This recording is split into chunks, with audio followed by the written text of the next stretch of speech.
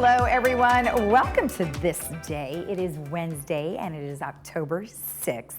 Now, we do have one meeting to tell you about this afternoon. It is at 1:30, and it is the GRF Mobility and Vehicles Committee meeting, and that will be in the boardroom as well as virtual. You could follow along at lagunawoodsvillage.com/meetings.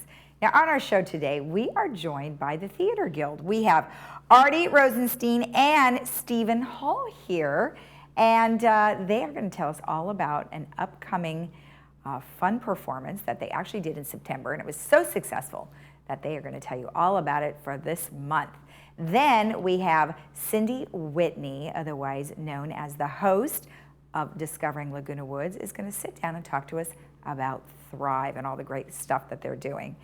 All right, let's take a look at our weather. We do have cloudy skies today, but we will partially burn that off somewhere around 2 o'clock this afternoon. So we are looking at temperatures of 72, 63. Tomorrow, 70, 63 with mostly cloudy skies. Then we do have a 30% chance of showers on Friday, so it'll be cloudy and cool, 66, 57. Haven't seen those temperatures in a while. Saturday, 72, 55, and then Sunday, 75, 55 with the same sunny weather. Our sunrise this morning was at 6:49, and our sunset will be at 6:28. And thank you, Alan, for sending in this gorgeous photo of the University of San Diego campus. Gorgeous, gorgeous architecture there, so thank you for sending that in. If you have a photo you would like to share with us, please email it to lagunawoodsvillagetv@gmail.com. All right, when we come back, we will have the gentleman from the Theater Guild, so stick around.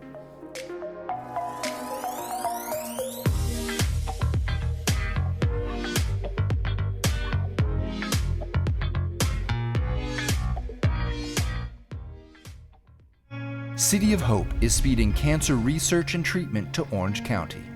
Go get a second opinion, third opinion. Go see somebody who has the expertise, because nowadays there is just so much research in every type of cancer that it's hard for one doctor to keep up to date with all the novel therapeutics and etc. So I think it's extremely, extremely important.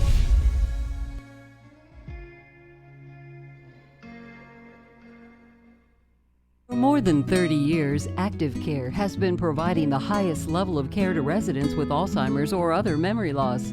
We specialize in memory care. That's our sole focus. With 3 levels of care and an engaging activity program, Active Care enhances life for every resident every day. Our newest community, Active Care Laguna Hills, will open this fall. We're now accepting reservations. Call 949-877-8233 to learn more. What sets MaidPro apart from other cleaning companies? Well, for starters, we're pros. So we're pro scrubbing, dusting, shining. We're pro kid and pet friendly. We're pro doing things your way, like not touching your messy desk. We're pro neat freak. We're pro affordable and pro Monday afternoons because that time was just right for you. In short, MaidPro is pro you. MaidPro, because your standards aren't standard. Primary care is our first interaction with the healthcare system, but most people don't visit their physicians due to long lines, waiting periods, and moving from lab to lab. At Cure Medical, we bring healthcare straight to your doorstep. Our modern, upscale mobile clinics provide services such as prevention and wellness plans, annual exams, lab work, blood tests, and more. Give us a call today to learn more and schedule your next appointment. Cure Medical, close to home, far from ordinary. At Laguna Woods Dental Care, our goal is to serve and provide dental services to the residents of Laguna Woods. Dr. Mohsen Mahmood is currently specializing in senior dental care at USC School of Dentistry.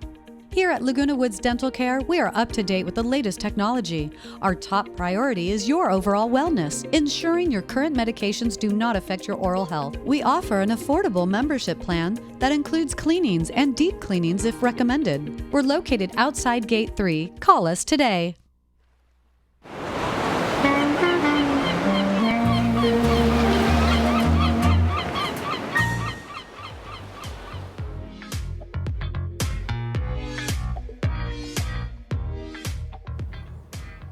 Welcome back. As I mentioned, we have 2 representatives here from the Theater Guild.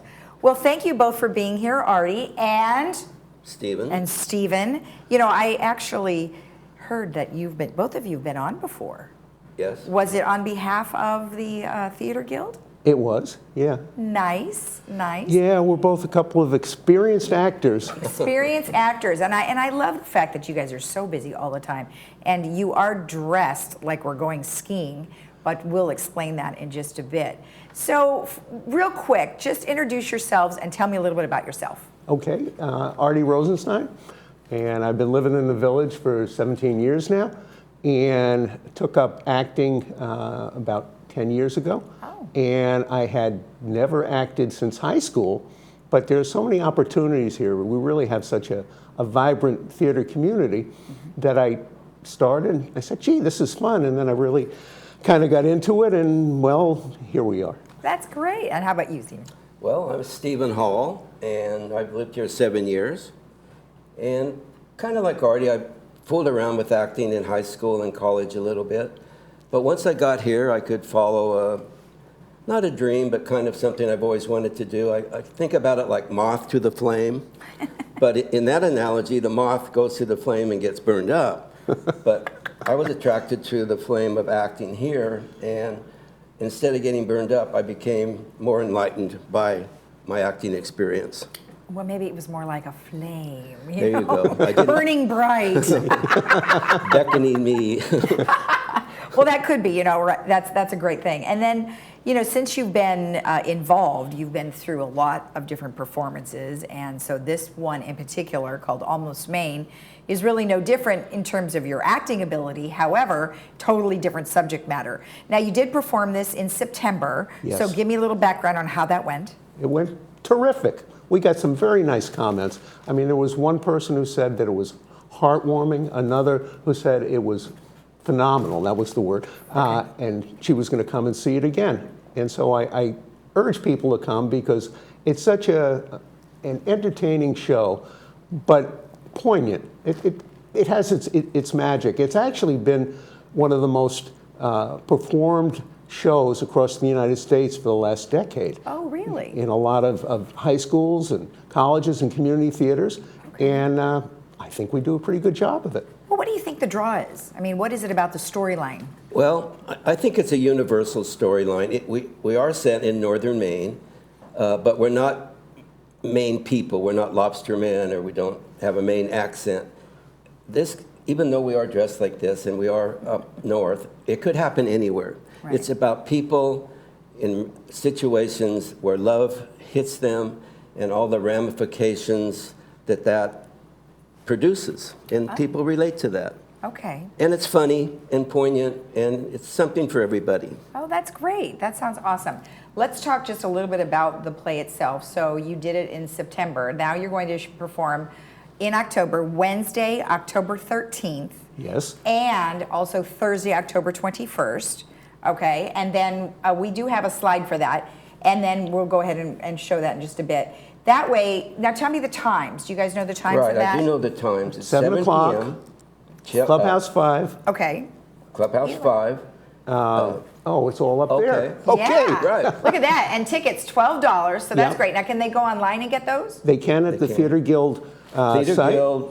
TheaterGuildLW.com. Okay. Perfect. Perfect. Now, And you can buy them at the door. Yep. But you have to have either a certificate of vaccination sure. or a negative COVID test. Okay. Okay. Well, And they that- request you wear masks as an audience. Yeah. Oh, okay. All right. And how many people could actually fit in Clubhouse 5? Oh, 500. Oh, Five. serious? Okay. Well, if they open, yeah. Yeah. How was how many people came last time?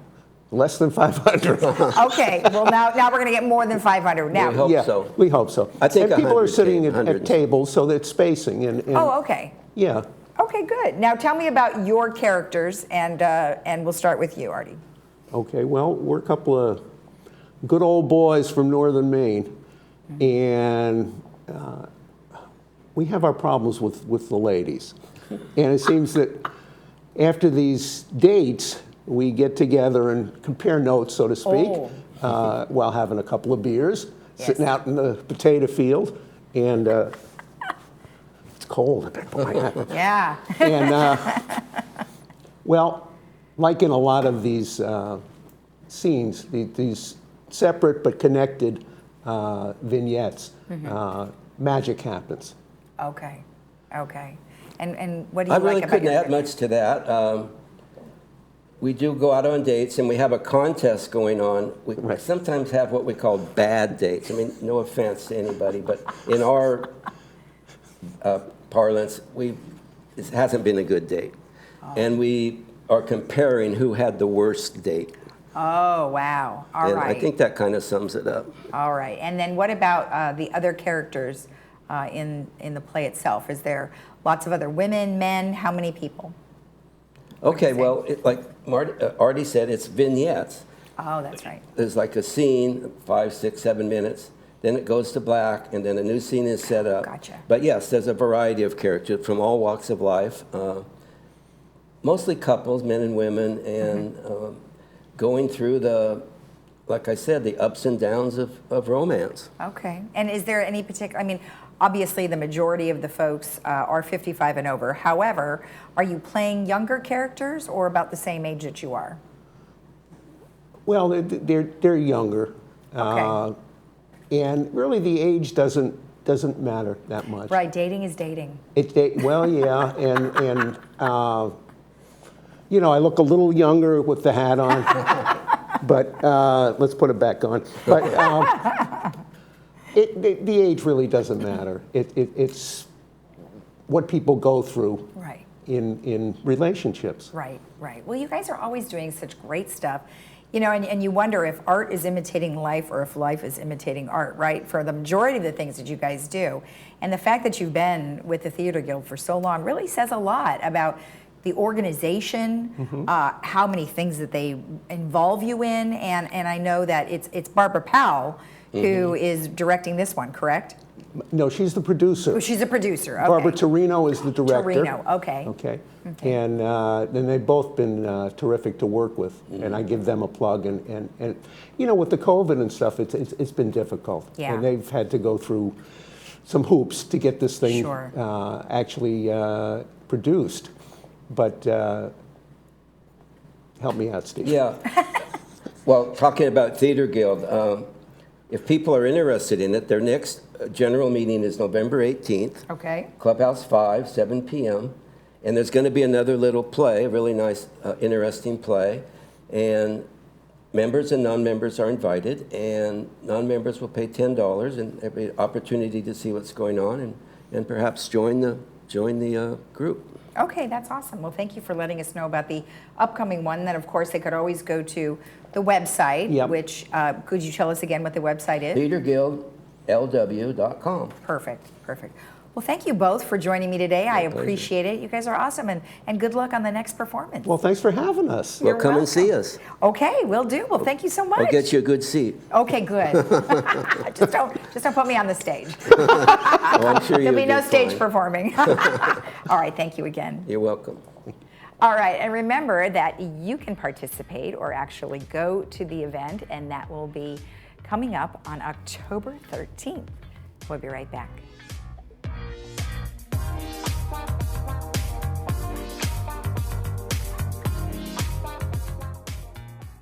Parkinson's disease is a neurological movement disorder affecting an estimated 1 million Americans, including many under age 40. The American Parkinson Disease Association is the largest grassroots network in the United States, working to help ease the burden and find the cure for those coping with Parkinson's. Visit apdaoptimism.org today to find out how you can help millions live with dignity and optimism. Your action today will help APDA put an end to Parkinson's disease.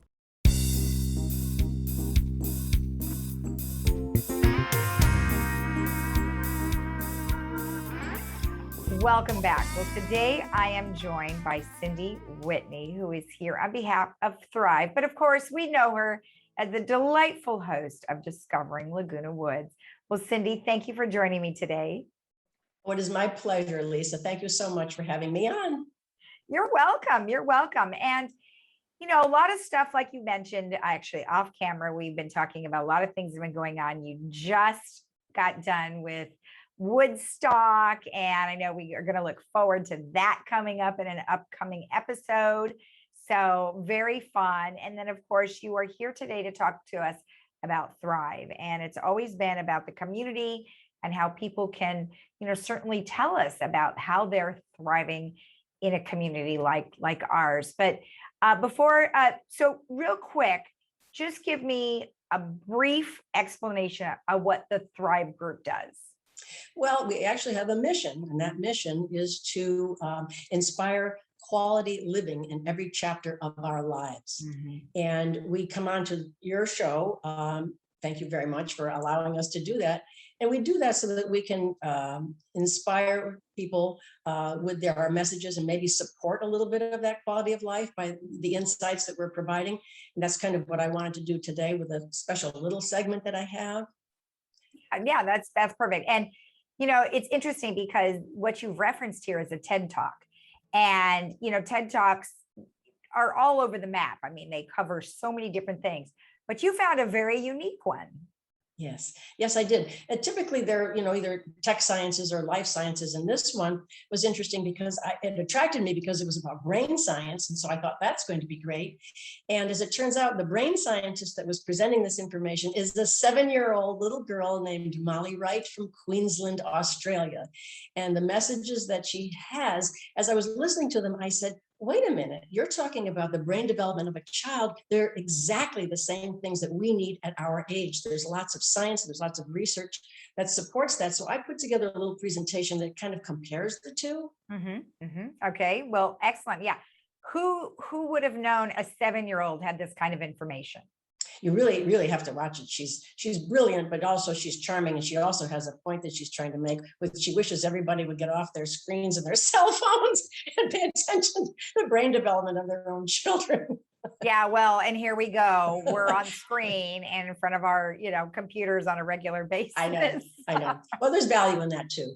Well, I think so, but limitation, right? Limitation. All right, so run us through these points. Okay, all right. The first one, and I'm going to use little Molly's graphics here because I thought they were charming, and she calls them tips. So I'm going to say the first tip that we need to pay attention to is connection.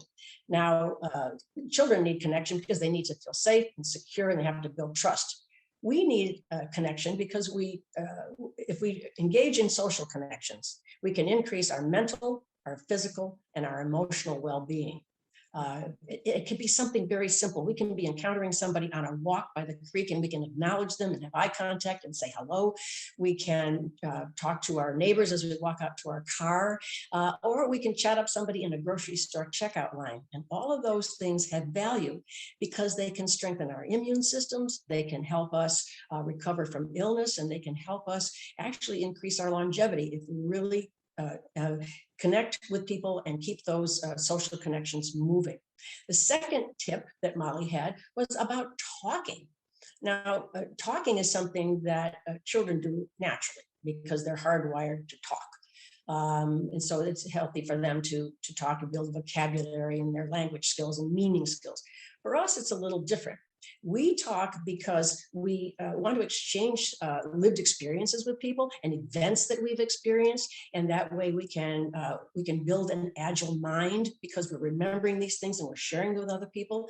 They can gain insights from things that we're talking about, and they can build their own skills. So talking is a very important social connection also.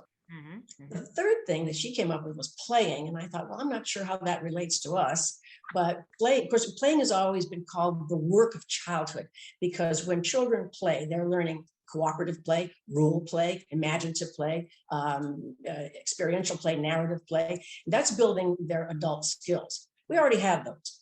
But we have no shortage of opportunities to play in Laguna Woods. We have ping pong and bocce and bridge and pickleball and golf and tennis.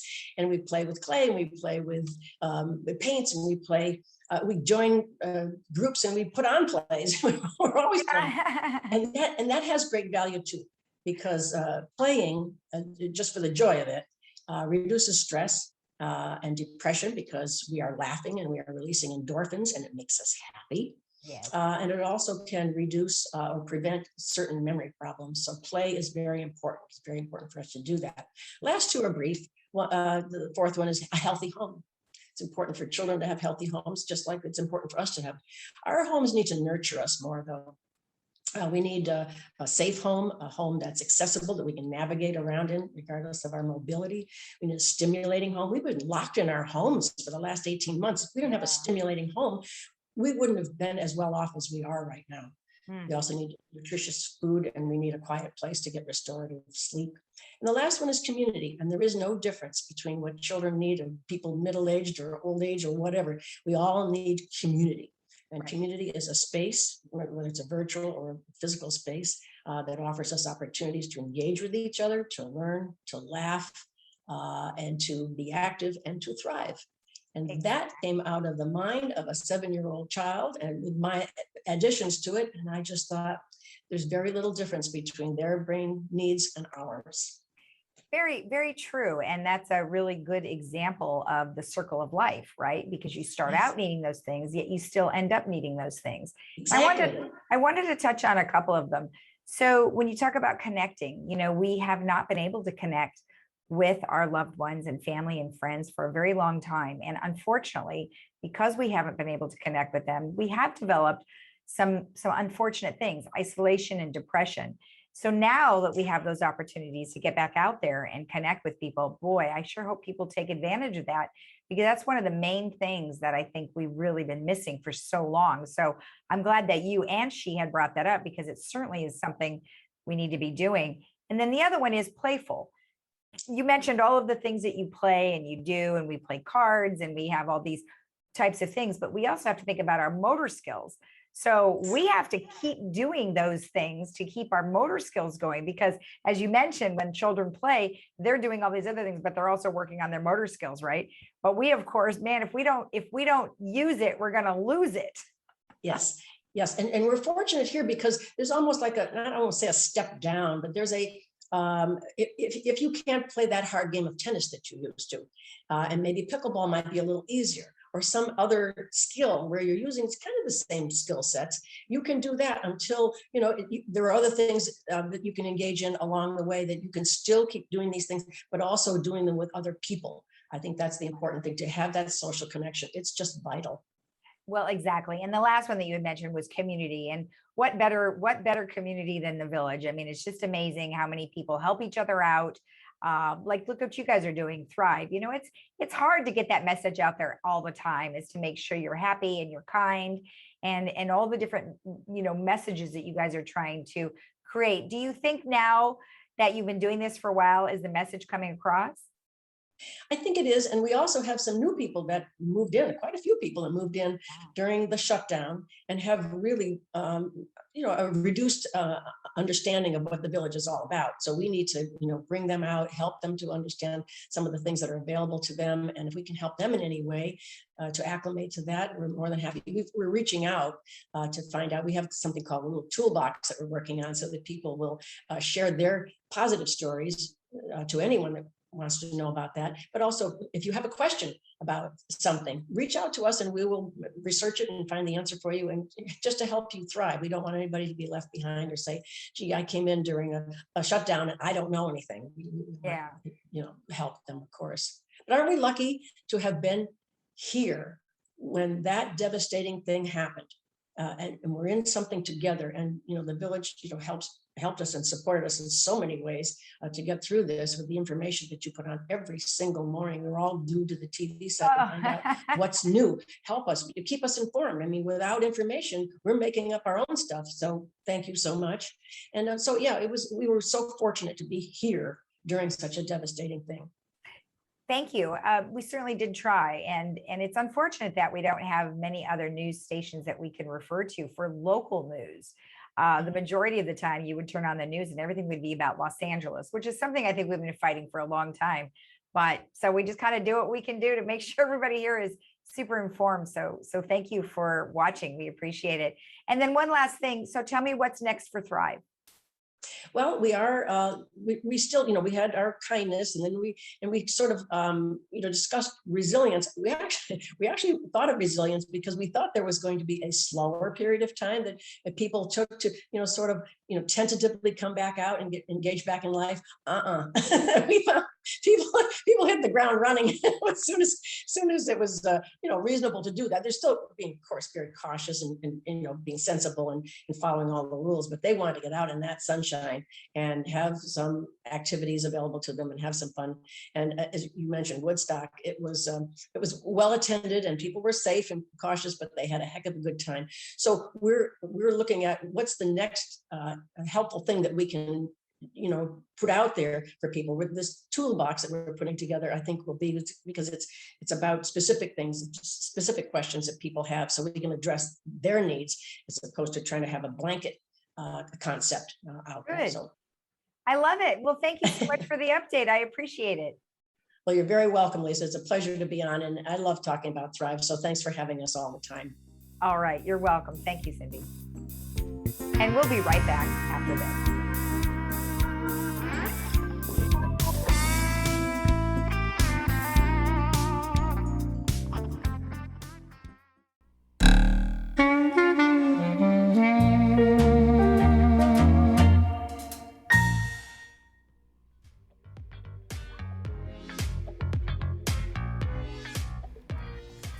All right, let's take a look at the movies that we have coming up for you on Friday and Saturday.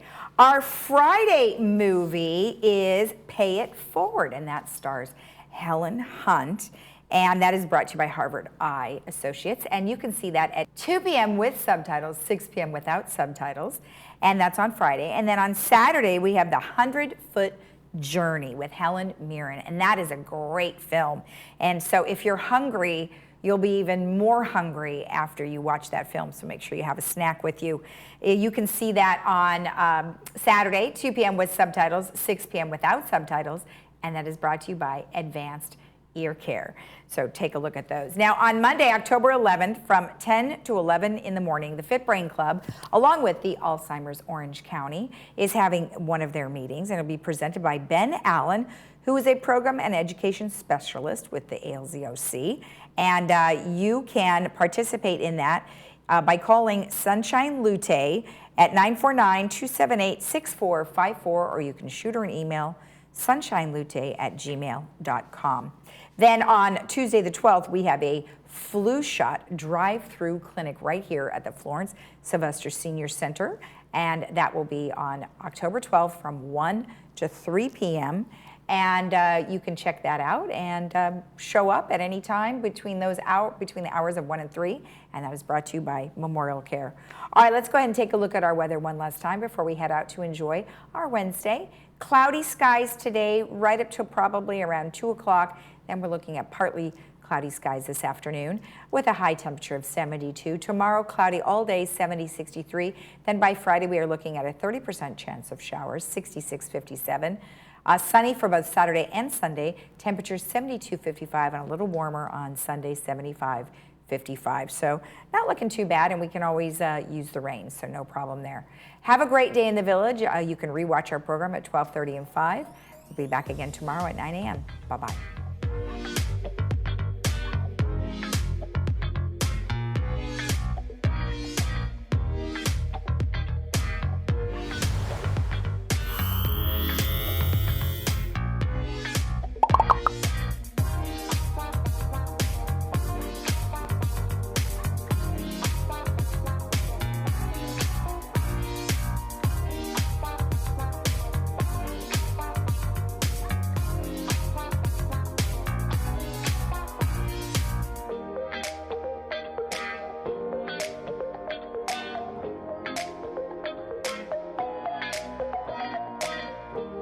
California Living meets expert memory care at Sarasol.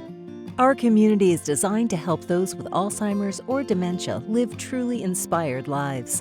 From caring staff who knows your loved one's favorite activities to comfortable routines that spark positive memories, we bring a touch of warmth into everything we do. Memory care is a big decision, and we're here to help every step of the way. See what makes Sarasol unique. Learn more today at sarahsoul.com.